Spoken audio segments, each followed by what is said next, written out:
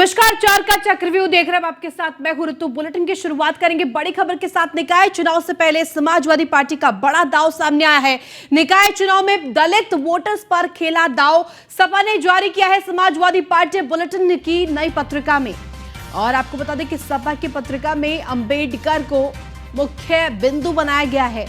नई पत्रिका में निकाय चुनाव को मुख्य बिंदु बनाया गया है। इसके साथ साथ आपको बता दें कि सामाजिक न्याय का नया अध्याय पत्रिका के मुख्य पेज पर दर्ज किया गया है। अंबेडकर की तस्वीर, अंबेडकर विचारधारा के साथ दलित वोटर्स को आकर्षित करने का यह पूरा प्रयास। और तस्वीर आपके सामने, सामाजिक न्याय का नया अध्याय पत्रिका के माध्यम से इसका संदेश देने की कोशिश की गई है। और कहीं ना कहीं अंबेडकर विचारधारा के साथ दलित वोटर्स को लुभाने का ये पूरा प्रयास निकाय चुनाव से पहले समाजवादी पार्टी का ये बड़ा दांव देखने को मिला है। निकाय चुनाव में दलित वोटर्स पर एक नया दांव खेल दिया है। कहीं ना कहीं दलित वोटर्स को अपनी तरफ आकर्षित करने के लिए जारी किया है बुलेटिन की नई पत्रिका। समाजवादी पार्टी की तरफ से ये पत्रिका जारी की गई है।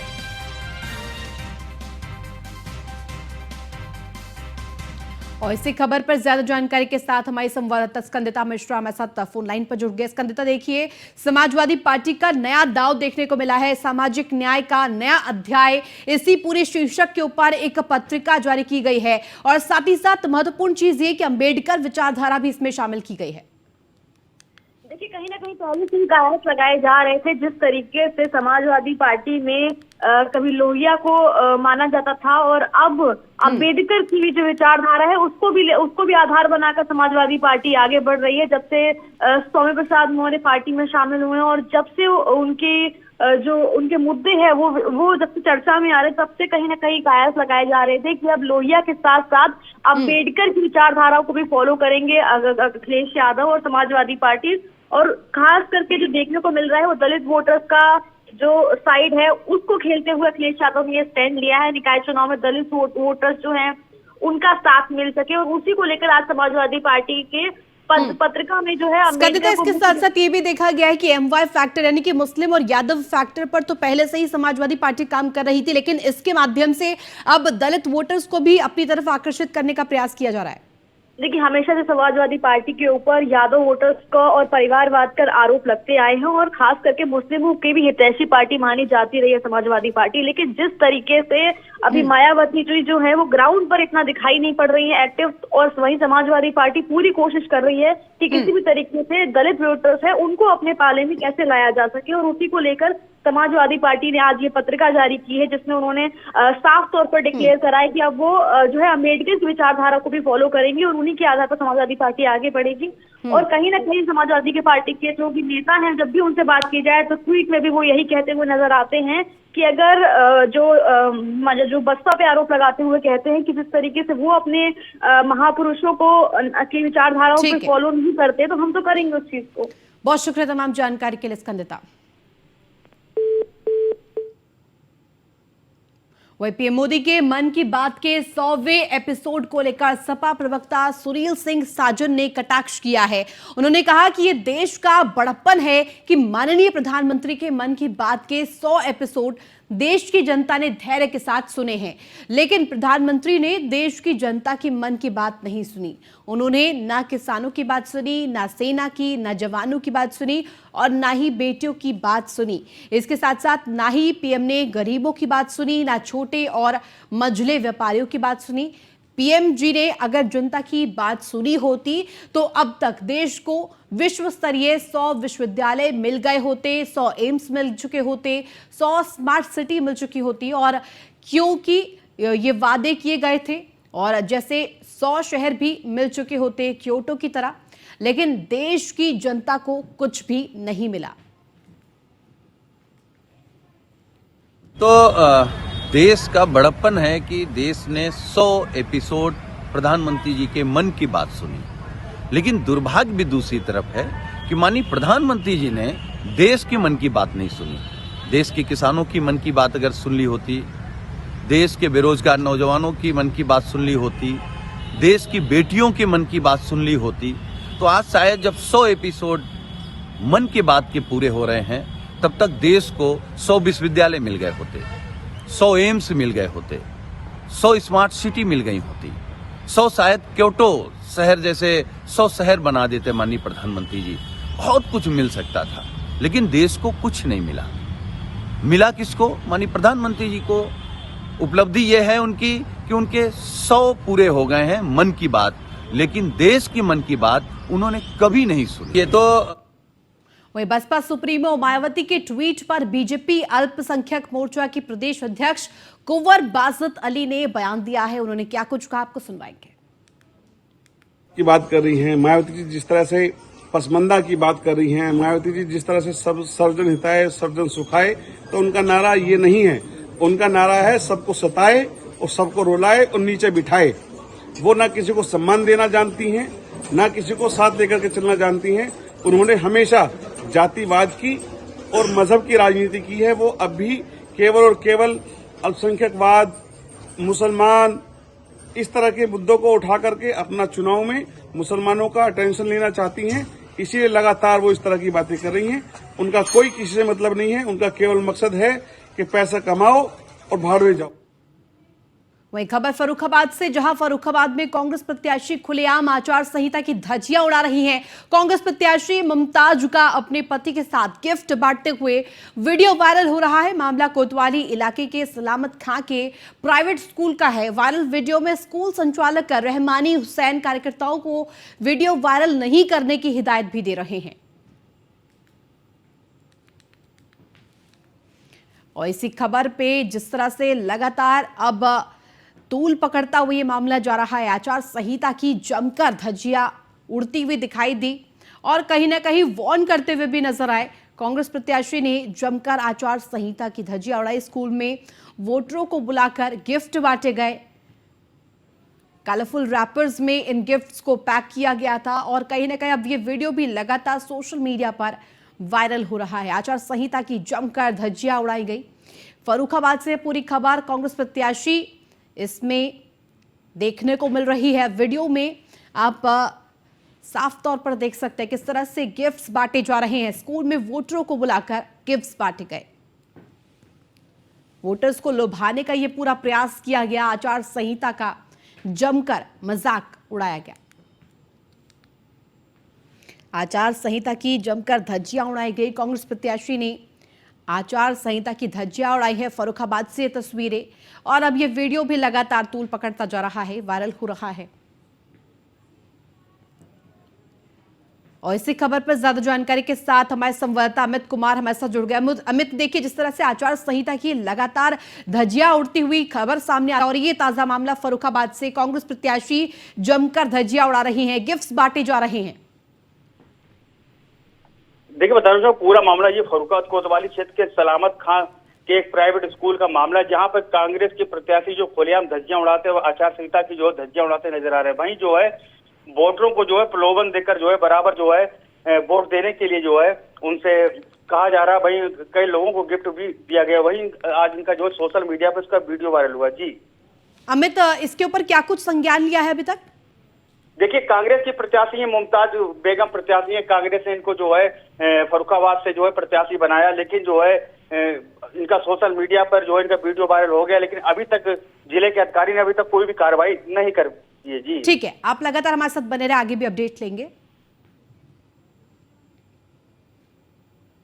और अगली खबर भी फर्रुखाबाद से, जहां कादरी गेट में एक दबंग महिला का पुलिस कर्मियों के साथ गाली गलौज का वीडियो वायरल हो रहा है। वीडियो में देखा जा सकता है कि किस तरीके से महिला थाने परिसर में बैठकर पुलिस कर्मियों से गाली गलौज कर रही है और बताया जा रहा है कि महिला पुलिस कर्मियों को बिकरू कांड दोहराने की धमकी देती हुई नजर आ रही हैं। और इसी खबर पर ज्यादा जानकारी के साथ लगातार हमारे साथ अमित बने हुए। अमित, देखिए ये पूरी तस्वीरें सामने आई है, लगातार ये वीडियो भी वायरल हो रहा है। महिला पुलिस कर्मियों को कहीं ना कहीं धमकी दी जा रही है, बिकरू कांड दोहराने की धमकी दी गई है। और ये तस्वीरें आपके सामने, हमारा संपर्क शायद अमित से नहीं बन पाया, दोबारा से संपर्क साधेंगे। इस बीच आपको बता दें कि पुलिस कर्मियों के साथ गाली गलौज का ये वीडियो तेजी से वायरल हो रहा है। फर्रुखाबाद से खबर, महिला ने बिकरू कांड दोहराने की धमकी दी। दबंग महिला का ये वीडियो अब सोशल मीडिया पर ट्रेंड कर रहा है।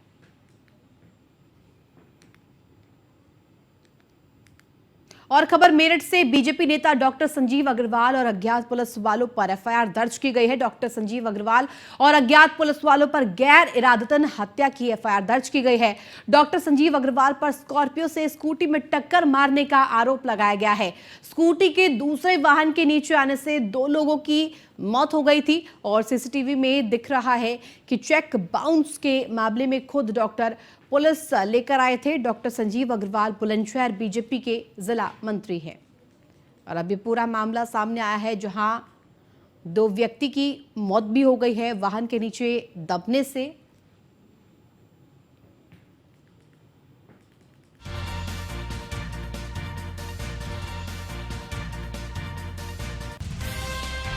बीजेपी नेता डॉक्टर संजीव अग्रवाल और अज्ञात पुलिस वालों पर गैर इरादतन हत्या का ये पूरा मामला दर्ज हुआ है। एफआईआर दर्ज की गई है। स्कॉर्पियो से स्कूटी की टक्कर में दरअसल ये पूरा हादसा स्कूटी के दूसरे वाहन के नीचे आने की वजह से 2 लोगों की इस पूरे हादसे में मौत हो गई है। डॉक्टर संजीव अग्रवाल और अज्ञात पुलिस वालों पर एफआईआर दर्ज की गई है।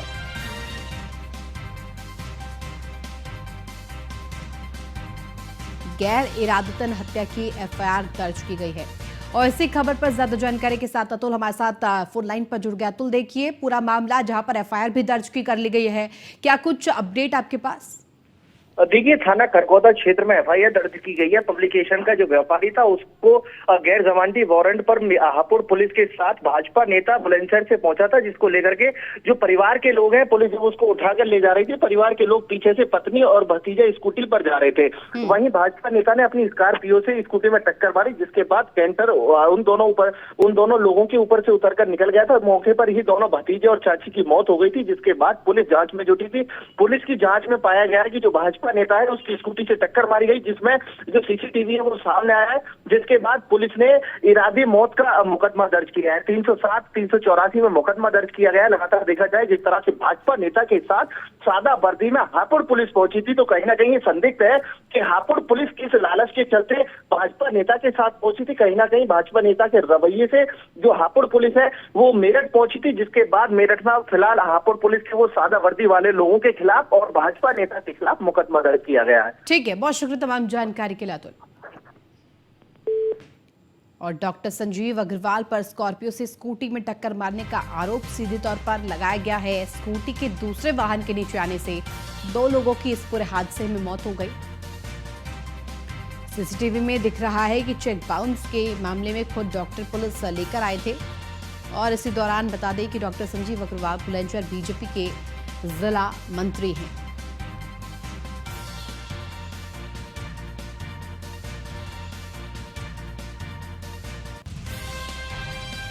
और खबर नोएडा से, जहां कॉल सेंटर में युवक का हंगामा देखने को मिला है। युवक ने कॉल सेंटर में मारपीट की घटना सीसीटीवी कैमरे में कैद हो गई है। इस वक्त की बड़ी खबर आपको बता दें, युवक पर बरसाए जमकर लात घूंसे। सेक्टर 63 थाना क्षेत्र का ये पूरा मामला।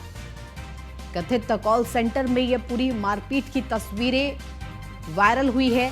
मारपीट की घटना सीसीटीवी कैमरे में भी कैद हो गई। युवक पर जमकर लात घूंसे बरसाए गए और तस्वीर आपके सामने। नोएडा सेक्टर 63 का ये पूरा मामला, नोएडा सेक्टर 63 थाना क्षेत्र का ये पूरा प्रकरण है, जहां कॉल सेंटर में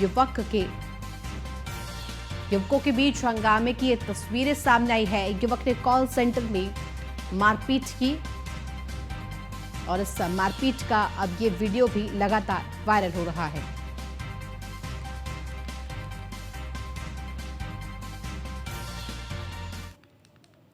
वहीं राजधानी में मेयर सीट पर लगातार दूसरी बार महिला आरक्षित है। ऐसे में सामान्य तौर पर घर परिवार की तरफ से रहने वाली महिलाएं भी चुनावी रण में कौशल का परिचय दे रही हैं। इस बार 37 सीटें महिलाओं के लिए रिजर्व है। सभी अहम दलों ने करीब इतनी ही महिलाओं को टिकट दिया है। साथ ही साथ आपको बता दें कि महिलाओं को टिकट देने में कांग्रेस सबसे आगे है, जिनमें 84 सीटों पर प्रत्याशी उतारने वाली कांग्रेस ने 39 महिलाओं को टिकट दिए हैं। इसके साथ साथ आपको बता दें कि घर घर जाकर प्रचार के साथ ही जीत तय करने की रणनीति बनाने में भी महिलाएं महत्वपूर्ण भूमिका निभा रही है। रिपोर्ट देखिए। राजधानी लखनऊ में मेयर सीट पर लगातार दूसरी बार महिला आरक्षित है। सामान्य तौर पर घर परिवार की तरफ से रहने वाली महिलाएं भी एक बार फिर चुनावी रण में कौशल का परिचय दे रही हैं। इस बार 37 सीटें महिलाओं के लिए रिजर्व हैं। खास बात यह है कि सभी अहम दलों ने करीब इतनी ही महिलाओं को टिकट दिए हैं। महिलाओं को टिकट देने में कांग्रेस सबसे आगे है। 84 सीटों पर प्रत्याशी उतारने वाली कांग्रेस ने 39 टिकट सिर्फ महिलाओं को दिए हैं। वहीं आम आदमी पार्टी ने भले ही 110 वार्डों वाले नगर निगम में 71 प्रत्याशी उतारे हैं, लेकिन इनमें भी 28 महिलाएं हैं। मेयर के साथ ही पार्षद पद तक के लिए बड़ी संख्या में महिला प्रत्याशी होने से सभी दलों के महिला संगठन भी सक्रिय हो गए हैं। इनसे जुड़ी महिलाएं परिवार की जिम्मेदारी के लिए ही दलों से मिली जिम्मेदारी भी बखूबी संभाल रही हैं। घर घर जाकर प्रचार के साथ ही जीत तय करने की रणनीति बनाने में भी महिलाएं महत्वपूर्ण भूमिका निभा रही हैं। भारतीय जनता पार्टी बीते 2017 के निकाय चुनाव को देखते हुए इस बार फिर से 38 महिला उम्मीदवारों को मैदान में उतारा है। यानी कि साफ है कि पिछले बार की अगर बात करते हैं तो वहां भी 38 महिला उम्मीदवार मैदान में उतरे थे। इस बार फिर से 38 उम्मीदवार ही मैदान में उतारे गए। यानी कि साफ है कि संयुक्ता भाटिया के कार्यकाल को पूरी तरीके से गिराने को लेकर के लगभग 38 से 35 महिला बूथ को प्रचार प्रसार में लगाया गया है। ऐसे में यह भी बताया जा रहा है पिंक बूथ, महिला सुरक्षा, कई ऐसे अहम दावे को लेकर के इस बार मैदान में उतरेंगी। इसके साथ ही साथ में इस बार की जो महिला प्रत्याशी हैं सुषमा खंडवाल, उनके ऊपर भी बड़ी जिम्मेदारी होने वाली है। बीजेपी ने इस बार बीते चुनाव के मुकाबले महिला प्रत्याशियों को मैदान में ज्यादा उतारा है। 2017 में 38 महिलाएं मैदान में थीं। वहीं पार्टी प्रत्याशी की जीत तय करने को लेकर मोर्चा के पदाधिकारियों से लेकर कार्यकर्ता तक सरकार के कामों को गिना रहे हैं। संयुक्ता भाटिया के कार्यकाल में हुए कामों को याद दिलाया जा रहा है। मंगल दिवस से लेकर महिला सदन तक की उपलब्धियों के आधार पर पार्टी प्रत्याशी को जीतने की अपील कर रही हैं। इसके साथ ही महिला बाजार बनाने, पिंक बूथ और टॉयलेट के निर्माण की सुरक्षा और सुविधा बढ़ाने के वादे भी किए जा रहे हैं। सभी वार्डों में 30 से 40 महिलाएं समूह प्रचार की कमान संभाले हैं। समाजवादी पार्टी ने भी नगर निगम के चुनाव को लेकर के सक्रिय भूमिका निभाने वाली है। ऐसे में समाजवादी पार्टी की तरफ से महिला विंग को सक्रिय किया गया है। और इस बार के 2017 के परिणाम की अगर बात करें तो उससे 2017 के परिणाम के बाद भी इस बार महिला विंग को सबसे ज्यादा एक्टिव किया गया। यानी कि महिला के मुद्दों को लेकर के इस बार समाजवादी पार्टी मैदान में उतर रही है। ऐसे में हर वार्ड को लेकर के लगातार जिस तरीके से अभियान समाजवादी पार्टी चला रही है, उसी कड़ी को लेकर के फिर से इस 2023 के निकाय चुनाव में भी सक्रिय दिख रही है। ऐसे में चाहे 10-90 का मामला हो या फिर करके समाजवादी पार्टी मैदान में उतरना चाहती है। वहीं समाजवादी पार्टी ने पिछले चुनाव के मुकाबले ज्यादा महिलाओं को टिकट दिए हैं। पार्टी ने चुनाव प्रचार में भी महिला सभा को मोर्चा पर उतारा है। हालांकि अभी पूरी कार्यकारिणी का गठन नहीं हुआ है, लेकिन हाल ही में राष्ट्रीय अध्यक्ष का चुनाव हो चुका है। ऐसे में सभी वार्डों में 3 से 4 महिलाओं का समूह प्रचार में जुटा है। घर घर जाकर वोट मांगने के साथ ही बीजेपी सरकार की खामियों को गिनाया जा रहा है। महिला सुरक्षा का बड़ा मुद्दा बनाते हुए अखिलेश सरकार ने 1090 जैसी योजना के आधार पर समर्थन मांग रहे हैं। इसके साथ ही महंगाई को भी मुद्दा बनाया जा रहा है। 2017 के निकाय चुनाव के बाद बसपा इस बार फिर से महंगाई के मुद्दे पर चुनाव लड़ना चाहती है। बसपा साफ तौर पे महंगाई के मुद्दे को लेकर के जन जन घर घर जा करके प्रचार प्रसार। तो बसपा में महिला विंग नहीं है, लेकिन इसके बावजूद भी महिलाओं को अधिक टिकट दिया गया है। लेकिन साफ तौर पे जिस तरीके से महिला मुद्दा हो या पुरानी योजनाएं हो जो बसपा सरकार में चलती आई हैं, उन योजनाओं पर इस बार जो है बसपा चुनाव लड़ने का वादा कर रही है। यानी आने वाले चुनाव को लेकर के भी बसपा की रणनीति साफ होती नजर आ रही हैं। वहीं अगर बसपा की बात करें तो पार्टी में कोई भी महिला विंग नहीं है, लेकिन टिकट महिलाओं को खुद दिए गए हैं। हर वार्ड में प्रत्याशियों ने प्रचार के लिए महिलाओं के समूह बनाए हैं। मायावती के शासनकाल में हुए विकास कार्यों के अलावा कानून व्यवस्था बनाए रखने में पार्टी की मजबूती बताते हुए वोट मांगे जा रहे हैं। डोर टू डोर जनसंपर्क के दौरान महंगाई समेत अन्य मुद्दे उठाए जा रहे हैं। बसपा की सरकार में महिलाओं की लागू योजनाओं को गिनाया जा रहा है। चुनाव जीतने के बाद मलिन बस्तियों में महिलाओं के लिए अलग टॉयलेट बनाने वाली सुरक्षा के लिए सीसीटीवी कैमरे लगाने और विकास कार्यों को रफ्तार देने का वादा किया जा रहा है। इसके साथ ही दलित बस्तियों के विकास की बात भी की जा रही है। इस बार के निकाय चुनाव में आम आदमी पार्टी भी बड़ी सक्रिय नजर आ रही है। ऐसे में साफ तौर पे महिला विंग के साथ साथ डोर टू डोर प्रचार प्रसार करना, इसके साथ साथ संयुक्ता भाटिया के कार्यकाल में हुए भ्रष्टाचार को भी गिना रही हैं। ऐसे में अपने प्रत्याशियों को साफ तौर पे डोर टू डोर कैंपेन करने का, इसके साथ ही साथ में जो भ्रष्टाचार के मुद्दे हैं उनको उजागर करने की बात कहती नजर आ रही है। इसके साथ साथ पिंक टॉयलेट हो या पिंक बूथ हो, इन बूथों पर अगर सरकार या मेयर बनती है तो उस पर हम काम करते नजर आएंगे, ऐसा भी आम आदमी पार्टी के प्रत्याशी करते नजर आ रहे हैं। वहीं आम आदमी पार्टी भी पीछे नहीं है। महिला विंग की पदाधिकारी युवा कार्यकर्ता डोर टू डोर कैंपेन कर रही हैं। महिला सुरक्षा के मुद्दे के साथ साथ जगह जगह पिंक टॉयलेट, पिंक बूथ की मौजूदा हालत के लिए जिम्मेदारों को भ्रष्टाचार का जिम्मेदार बताया जा रहा है। साथ ही पार्टी मतदाताओं को भरोसा दिला रही है कि प्रत्याशी के जीतने पर सड़कों और बाजारों को सीसीटीवी कैमरे लाइट से लैस कराया जाएगा। महिलाओं को सुविधा के लिए जगह जगह टॉयलेट बनाने के भी वादे किए जा रहे हैं। और पार्टियों के मुकाबले अगर बात करते हैं तो कांग्रेस ने भी सबसे ज्यादा टिकट महिलाओं को दिए हैं, यानी कि 84 में से 39 महिला प्रत्याशियों को मैदान में उतारा गया है। उसी के साथ साथ अगर बात करते हैं जिस तरीके से मैदान पे कांग्रेस ने अपने प्रत्याशियों को उतारा है और वो पुराने मुद्दों को लेकर के अब गिनाते भी नजर आ रहे हैं, यानी कि साफ है कि डोर टू डोर जा करके कैंपेनिंग करना, इसके साथ ही साथ में महिलाओं को सुरक्षा की बात करना। साफ तौर पर जिस तरीके से मेयर बनने के बाद से जो दावे हैं, जो अपने उनका मैनिफेस्टो है उस पे साफ तौर पे कहते नजर आ रहे हैं कि महिला सुरक्षा को विशेष तौर पे ध्यान दिया जाएगा। इसके साथ ही साथ में महिला पिंक बूथ भी बनाए जाएंगे, इसके साथ टॉयलेट का भी निर्माण कराया जाएगा। इन कई तमाम मुद्दों को लेकर के कांग्रेस ने भी अपने उम्मीदवार को मैदान में उतार दिया है। अब देखना यह होगा कि आखिर किस तरीके से कांग्रेस की चाल चलती है और कांग्रेस विजयी रथ पे तैयार हो पाएगी। कांग्रेस ने बाकी दलों के मुकाबले सबसे ज्यादा टिकट महिलाओं को दिए हैं। पार्टी ने 84 वार्डों में से 39 महिलाओं को टिकट दिए हैं। पार्टी के महिला विंग समेत 10 संगठन चुनाव में सक्रिय हैं। हर महिला प्रत्याशी का अपना अलग समूह भी है जो प्रचार प्रसार की कमान संभाल रहा है। केंद्र और प्रदेश में बीजेपी की सत्ता होने के बाद भी अधूरे विकास कार्यों को गिनाया जा रहा है।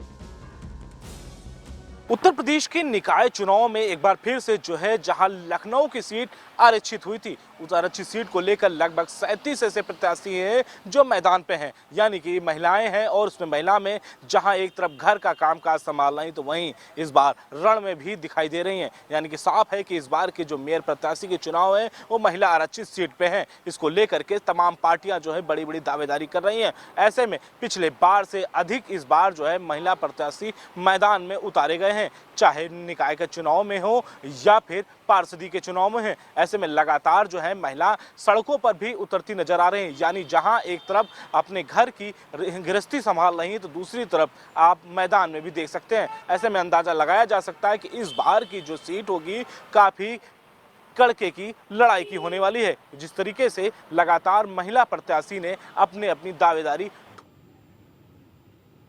और खबर अलीगढ़ से है, जहां सिविल लाइन थाना इलाके के घनश्यामपुरी में कर्ज की वसूली करने पहुंचे बैंक कर्मियों और उनके 3 बाइक में आग लगा दी। आपको बता दें कि बाइक में आग लगने की घटना से इलाके में सनसनी फैल गई। स्थानीय लोगों की सूचना पर मौके पर पहुंची पुलिस और फायर ब्रिगेड ने आग पर काबू पाया। पुलिस ने आरोपी को हिरासत में लेकर मामले की जांच पड़ताल शुरू कर दी है।